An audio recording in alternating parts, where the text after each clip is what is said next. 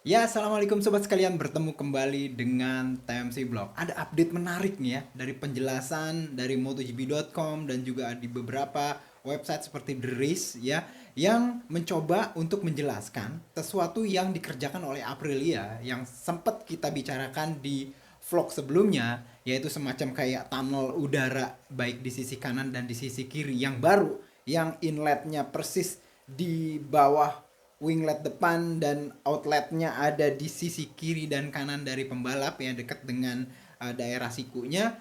Itu ternyata sebuah upaya dari Aprilia Racing untuk menghadirkan di Aprilia RSGP 26 yang dipakai oleh keempat pembalapnya, baik itu Bezzecchi, Jorge Martin, Ai Ogura dan juga Raul Fernandez, itu bisa menghadirkan dalam tanda kutip aktif aero.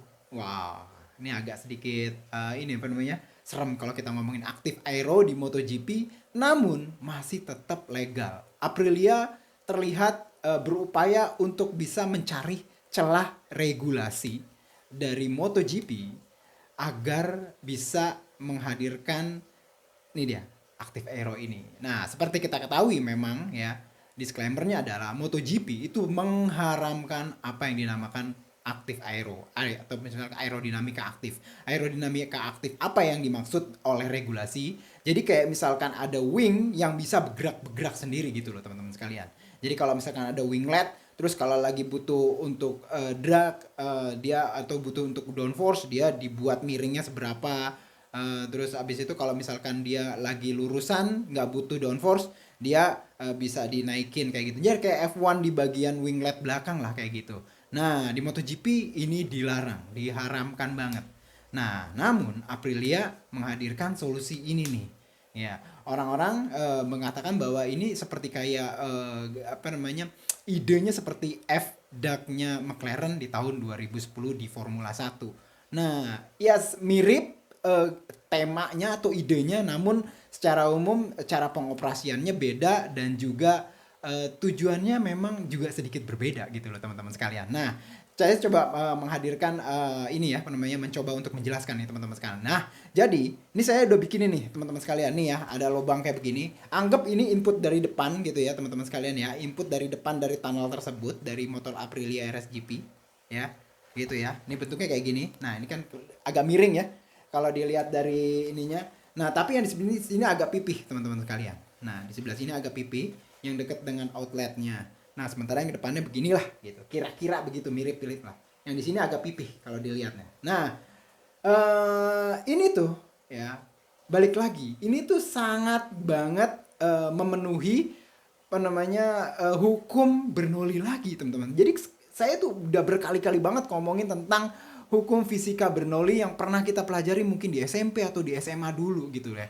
Dimana kalau terutama tentang Venturi effect, dimana kalau misalkan ada satu aliran fluida, fluida itu artinya kayak udara, cairan atau segala macam, datang gitu ya ke suatu tempat dengan input yang misalnya lebar gitu ya, dengan kecepatan berapa, ketika dia memasuki daerah dengan bentukan yang sempit kayak begini, maka kecepatannya akan bertambah teman-teman sekalian di sini. Nah, kayak misalkan di sini V1-nya ya, V1-nya misalkan A gitu ya. Nah, di sini tuh 1,5 A gitu. Jadi kayak misalkan lebih besar dari A tersebut gitu ya. Jadi kecepatan di sini dan kecepatan di output itu akan jauh lebih tinggi gitu karena dia bentuknya seperti ini. Nah, ketika kecepatannya lebih tinggi ya menurut hukum Bernoulli itu, maka tekanannya akan berkurang. Udara yang berada di sini tuh akan lebih rendah kayak gitu. Nah, kalau kita ngomongin tentang motor Aprilia RSGP, bentuk ini tuh ada di samping ya. Kalau di sini ada fairing gitu ya, teman-teman sekalian, gede gitu fairingnya. Saya di sini saya nggak ada fairing motor jadi nggak bisa. Di sini ada fairing gede.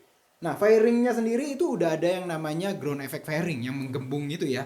Jadi ketika Aprilia Racing itu, Aprilia RSJP itu sedang miring misalkan ke kanan, ya misalkan ke kanan gitu ya, itu ada dua ternyata teman-teman sekalian. Bisa saya lihat sebagai dua layer dari yang namanya ground effect.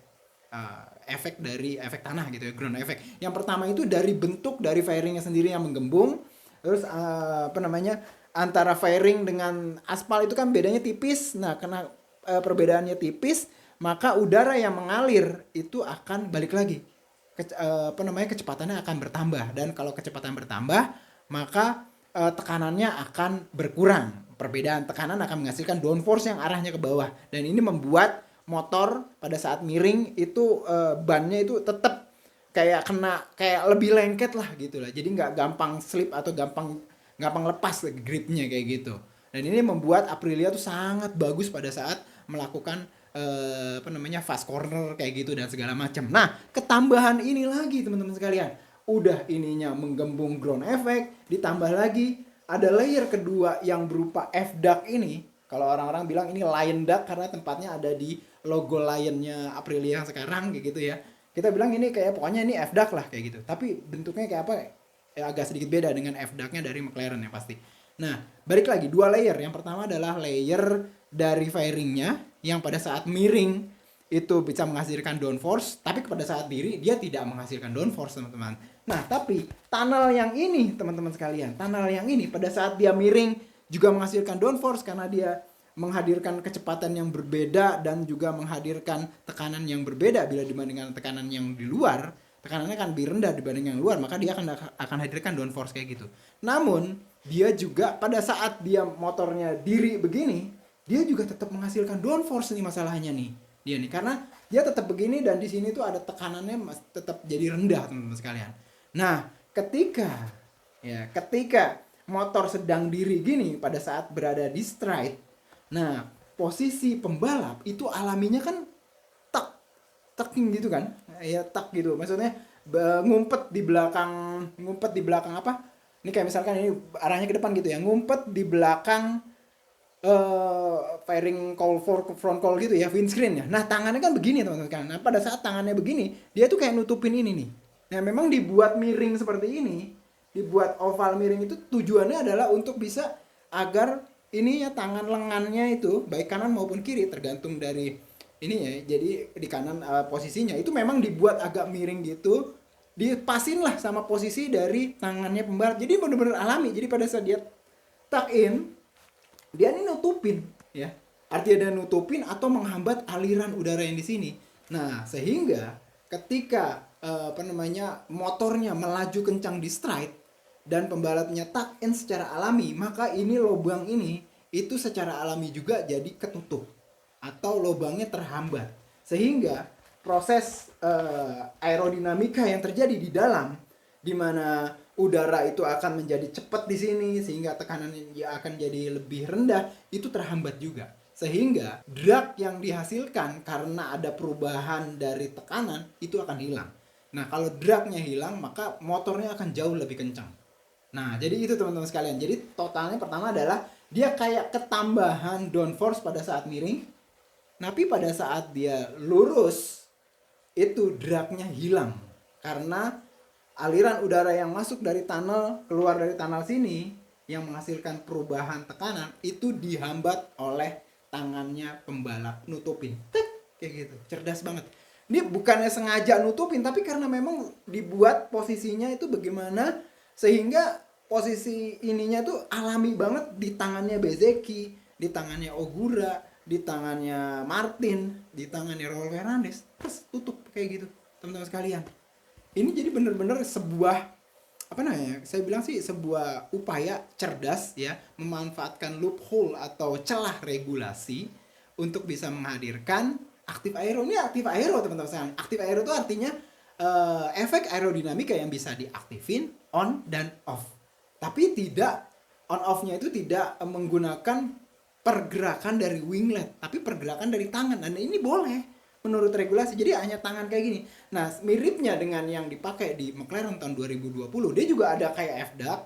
Tujuannya kalau pada saat dia lurus, dia tuh kayak bisa masuk untuk ke dalam kokpit ya, terus yang ngademin pembalap gitu ya. Nah, pada saat dia butuh dragnya bagus, ini ditutup, tapi ditutupnya pakai tangan. Jadi tangannya lepas dari setir kalau di Formula 1 ya, terus ditutup lubangnya.